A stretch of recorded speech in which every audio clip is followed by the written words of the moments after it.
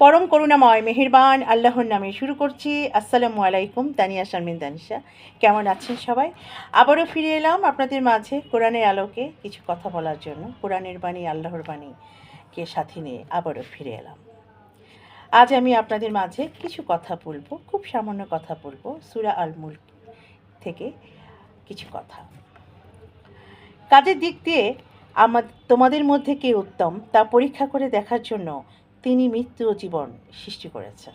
হ্যাঁ, আমাদের সৃষ্টিকর্তা মৃত্যু ও জীবন সৃষ্টি করেছেন আমাদের জন্য। অতি মহান ও শ্রেষ্ঠ তিনি, যার হাতে রয়েছে সমগ্র বিশ্বজাহানের কর্তৃত্ব। তিনি সব কিছুর উপর ক্ষমতা রাখেন। সূরা আল মুলক আয়াত 1-2। তিনি স্তরে স্তরে সাজিয়ে 7টি আসমান তৈরি করেছেন। তুমি রহমানের সৃষ্টিকর্মে কোনো প্রকার অসঙ্গতি দেখতে পাবে না। আবার চোখ ফিরিয়ে দেখো, কোনো ত্রুটি দেখতে পাচ্ছ কি? তুমি বারবার দৃষ্টি ফিরিয়ে দেখো, তোমার দৃষ্টি ক্লান্ত ও ব্যর্থ হয়ে ফিরে আসবে। সূরা আল মুলক আয়াত 3-4। হ্যাঁ, আমাদের সৃষ্টিকর্তা পৃথিবীতে মানুষের জন্য জীবন ও মৃত্যুর এই ধারাবাহিকতা চালু করেছেন, তাকে পরীক্ষা করার জন্য, কোন মানুষটির কাজ বেশি ভালো তা দেখার জন্য। মৃত্যু ও জীবন তারই দেয়া, আর কেউ জীবনও দান করতে পারে না, মৃত্যুও না। মানুষ একটি সৃষ্টি, তাকে ভালো এবং মন্দ উভয় প্রকার কাজ করার শক্তি দেওয়া হয়েছে। জীবন বা মৃত্যু কোনোটি উদ্দেশ্যহীন নয়। স্রষ্টা তাকে এখানে সৃষ্টি করেছেন পরীক্ষার জন্য। জীবন তার জন্য পরীক্ষার সময় বা অবকাশ মাত্র। মৃত্যুর অর্থ হলো তার পরীক্ষার সময় ফুরিয়ে গেছে। এই পরীক্ষার জন্য স্রষ্টা সবাইকে কাজের সুযোগ দিয়েছেন। সে ভালো মানুষ না খারাপ মানুষ, এ পৃথিবীতে কাজের মাধ্যমে সে যাতে তার প্রকাশ ঘটাতে পারে, সেজন্য সৃষ্টিকর্তা প্রত্যেককে কাজের সুযোগ দিয়েছেন। কার কাজ ভালো এবং কার কাজ খারাপ প্রকৃতপক্ষে সৃষ্টিকর্তাই তার ফয়সালা করবেন। হ্যাঁ, কাজের দিক দিয়ে তোমাদের মধ্যে কে উত্তম তা পরীক্ষা করে দেখার জন্য তিনি মৃত্যু ও জীবন সৃষ্টি করেছেন। সূরা আল মুলক আয়াত 2। সূরা আল মুলক আয়াত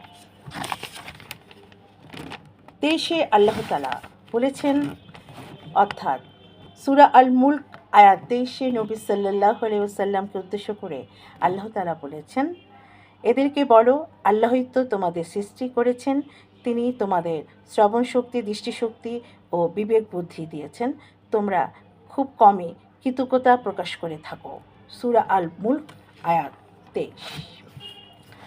যিনি সৃষ্টি করেছেন তিনি কি জানবেন না? অথচ তিনি সূক্ষ্মদর্শী ও সব বিষয় ভালোভাবে অবগত। সূরা আল মুলক আয়াত 14। হ্যাঁ, এদেরকে বলো, আল্লাহই তো তোমাদের সৃষ্টি করেছেন, তিনি তোমাদের শ্রবণ শক্তি, দৃষ্টিশক্তি ও বিবেক বুদ্ধি দিয়েছেন। তোমরা খুব কমই কৃতজ্ঞতা প্রকাশ করে থাকো। সূরা আল মুলক আয়াত 23।